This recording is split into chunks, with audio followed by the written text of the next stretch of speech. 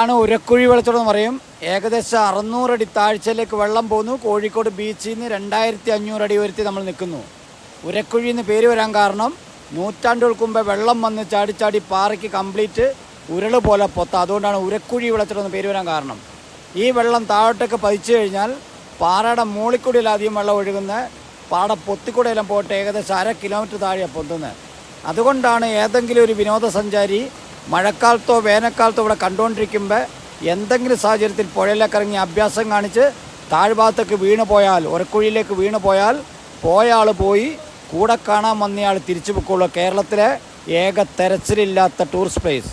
പക്ഷേ ഇവിടെ അപകടങ്ങൾ സംഭവിക്കാത്തതെന്ന് പറഞ്ഞാൽ 5 മണി വരെ നിയന്ത്രിക്കാനും പറഞ്ഞു കൊടുക്കാനും ഗൈഡുമാരിവിടെ നിൽക്കുന്നുണ്ട്. ഇതുവരെയും ഒരു വിനോദസഞ്ചാരി അപകടത്തിൽപ്പെട്ടിട്ടില്ല.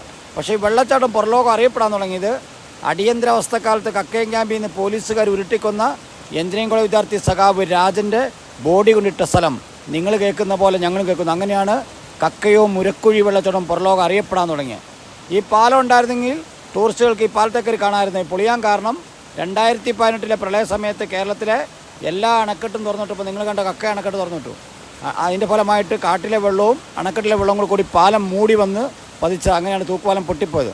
പിന്നെ ഇവിടുത്തെ വേറെ പ്രത്യേകത എന്ന് പറഞ്ഞാൽ ഇന്ത്യയിലെ ടൂറിസ്റ്റ് പ്ലേസുകളിൽ ഒരു മനുഷ്യൻ്റെ മുഖച്ചായുള്ള പാറ, ആ കാണുന്നത് നെറ്റി, കണ്ണ്, മൂക്ക്, വായു, താടി, ചെവി